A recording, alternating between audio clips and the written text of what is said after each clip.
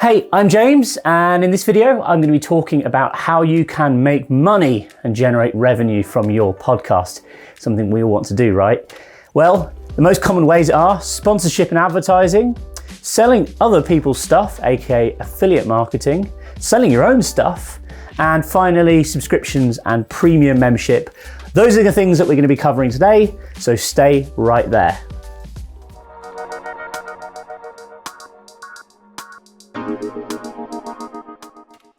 Okay, so firstly, the main question I get asked a lot is, how many listeners do I actually need on my podcast before I can start running adverts? Now, there's no golden rule as to the exact number. However, most advertising networks that supply the kind of 30-second spot adverts you might be hearing, the kind of ones that sound automated, they sound like what you'd imagine traditional radio advertising might sound like, they'll want you to be getting about 5,000 to 10,000 downloads per episode on your podcast before they'll speak to you. And not only that, a lot of these ad networks then generally don't pay very high because they're focusing on quantity. So you might only be getting, say, between $5 and $10 per CPM, which is a fancy ad term which stands for cost per milli, and it just simply means per 1,000 impressions or plays of that advert. Okay, so let's say you've got a 10,000 download podcast, you're getting $5 CPM. That means you might be making between $50 and $150 per podcast. Let's say you've got $50, so if that's just saying that you're playing one at the beginning, but let's say you have a middle and an end advert as well, so you might be getting between $50 and $150 depending on how many of those adverts you've served up. Not always the best way of advertising. The next step up is to use a service like Podcast that kind of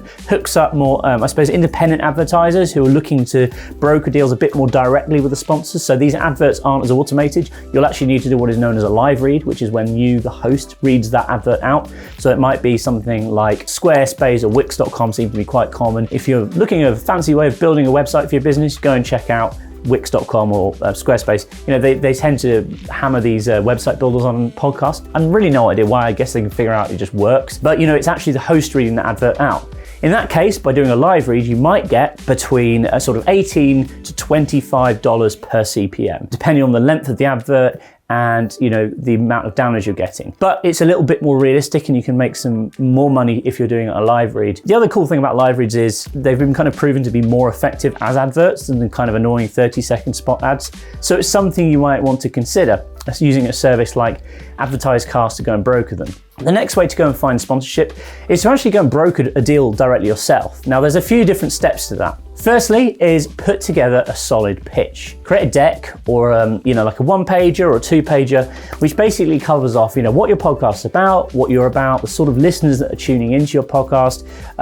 If you can demonstrate some statistics, it's always good, showing how many people are downloading the episode. If you can show how many people are subscribed to your newsletter, perhaps your website traffic. Really, you want to be selling the whole package of your brand rather than just saying, we'll play you on a podcast or we'll give you a mention now and then. It needs to be, you're going to get all of this exposure and here's the sort of audience that we're attracting on a regular basis. And if you can prove that audience is coming back again and again, if you can prove the demographic, are they male, female, what's the age range, whereabouts are they based, could be important if you're running local advertising. Sometimes you can then you can find a company who wants to sponsor your entire podcast. Now this can be great because you can sometimes attract a fixed rate sponsorship, which might mean they pay for the number of downloads, or it could be they even agree on a monthly fixed rate sponsorship for say 6 months and they want to pay you say $2,000 a month.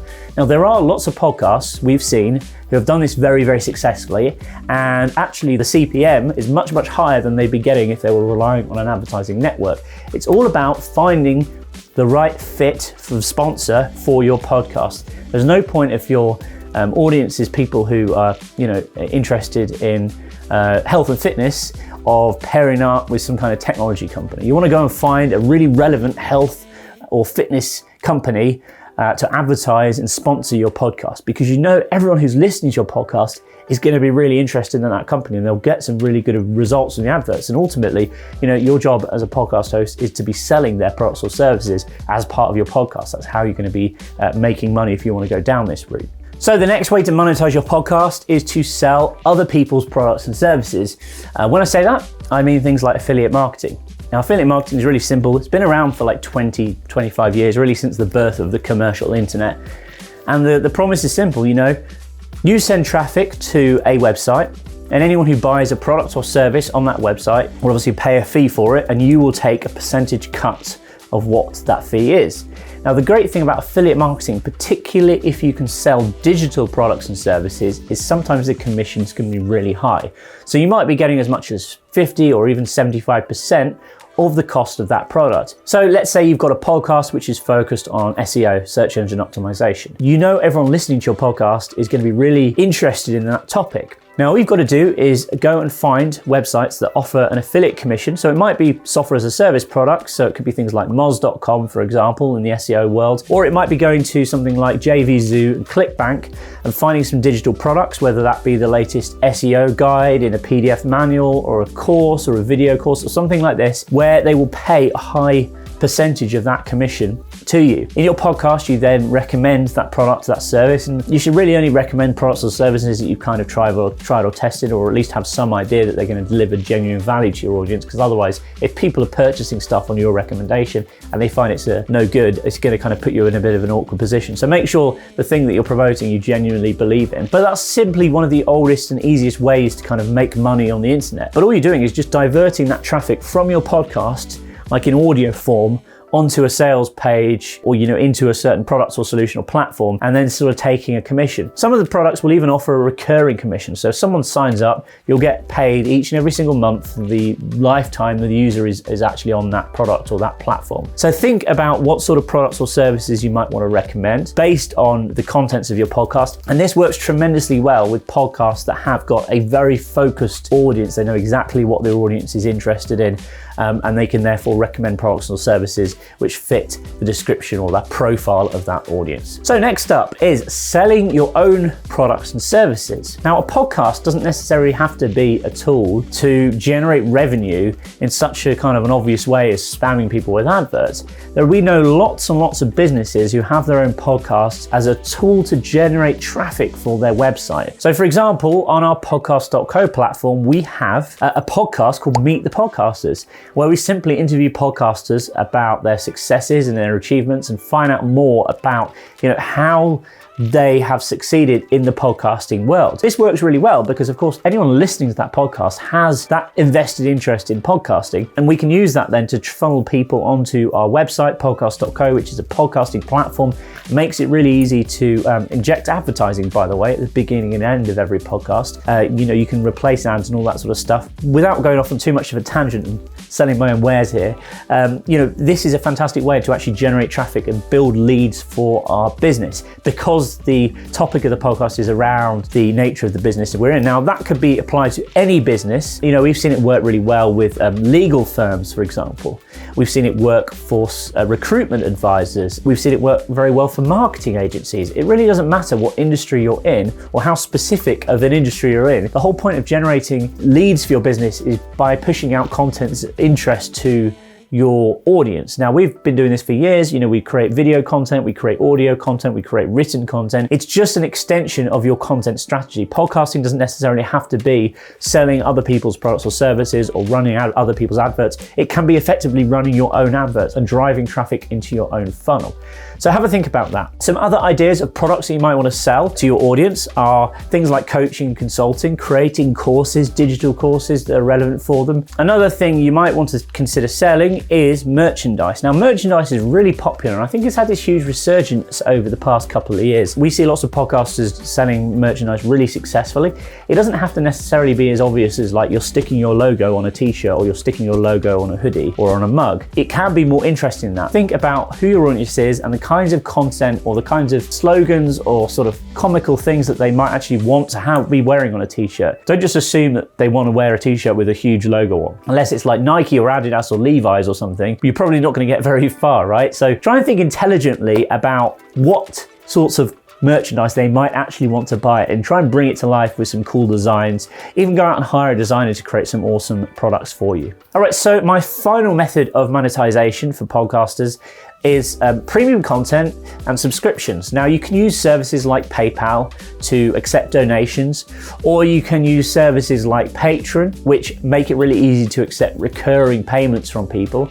And in fact, if you go on patreon.com and type in podcast, you'll see there are literally hundreds and hundreds of podcasts. Some have thousands, some have tens of thousands of subscribers who are paying like micro continuity amounts. So I'm talking like between say $1, $2, $5 or $10 a month. And in return, they are getting access to content that they can't get for free. It's not available to the rest of the podcast listeners. Now, if you think about it, if you've got like 2,000 people paying $5 a month, you're making some serious revenue there. So suddenly your podcast turns into something that's from a hobby into like a serious business. And you can use that money to reinvest and run advertising and sort of push up those subscriber numbers and get more traction on your actual podcast itself, which is great. But even if you were to get, say, 200 people paying, say, $5 a month, you're suddenly bringing $1,000 a month. Pretty sweet deal. You know, it's worth thinking about this as a business model, and it works for a lot of podcasters that we've seen. And as I say, if you go on patreon.com, this information is all public. You can go and see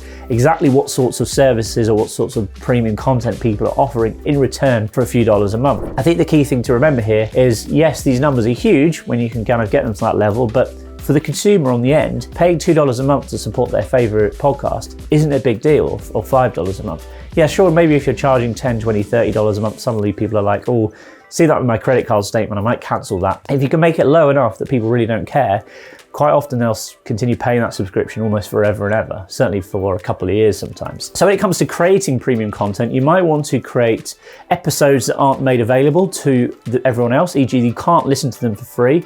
You might want to be previewing episodes before everyone else gets access to them. And we've even seen some podcasters that have every other episode, which is released to the public, and every other episode gets released to the subscribers. So if you want to get access to every single episode, you really need to subscribe. And it's a great way of teasing the content and showing them what kind of quality content you're creating whilst giving away something for free, but then also giving people an incentive or a reason to actually subscribe. Other things you could do, you know, Q&As where you're actually answering people's questions. This works particularly well perhaps if you're providing some kind of consultancy or coaching services. If people are getting access to you directly and they can ask you questions and you can answer them, it's a great way to get people to actually pay for a subscription. Another thing is just actually removing adverts. You know, there's a reason companies like Disney have launched services like Disney Plus, because people will pay for access to content without advertising in between. So if they can digest that full episode without any adverts, without any promotion, quite often people will pay a premium to get access to that. Okay, so that concludes the 4 main ways that we see people making money or generating revenue from their podcasts. Simple, yes. However, there is no magic formula here. I think a lot of people assume that there's some sort of secret sauce behind making millions of dollars from your podcast. Of course, it's going to take hard work. Of course, you need an audience, and of course, you need to understand who that audience is. Those things are crucial. You need to make sure you're pushing out content regularly and also making good quality content as well. Really, that's the first thing you need to be doing when you're thinking about launching your podcast, is actually how to go out and attract that audience, build a good podcast that people want to listen to, and get listeners, because ultimately there are now over 1 million podcasts available on Apple, and there's a lot of competition out there just to get listeners, let alone just to start making money from podcasts. Having said that, there's nothing to stop you from monetizing your podcast from the get-go, perhaps running affiliate promotions or starting to build a small subscriber base who are actually paying money to access premium content. You could do that with 0 listeners. You could build that stuff in from the get-go. So it's something to think about if you're thinking about launching a podcast. But if you want to sort of attract advertisers and sponsors, yes, you probably do need some serious numbers before they'll consider you. As I mentioned earlier, not always. There are some exceptions to the rule. And again, we see most podcasters using a combination of these techniques to monetize their podcast. Just because you don't want to run adverts doesn't mean that you can't perhaps be sort of getting affiliate promotions in, recommending product services within that podcast itself. And just because you are running adverts doesn't mean you can't be selling merchandise. So think about using a combination of these things to actually start making some money from your podcast. Okay, so let's wrap up by saying, if you have any comments or questions or ideas of how to make money using podcasting that perhaps I haven't mentioned in this video, please put them in the comments below. And if you're interested in starting your own podcast, check this out.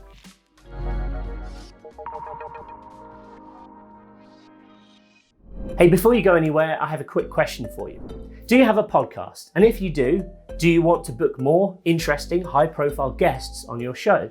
Well, if you answered yes to either of these questions, I'd love to invite you to come and join our community over at matchmaker.fm. Matchmaker is a service that connects awesome podcasts just like yours with incredible and high-profile guests that make for really interesting conversations. It's really straightforward to get started and completely free to sign up. Just connect using your LinkedIn, Facebook or Google account, and then you can begin connecting with guests based on their area of expertise, location, and much more.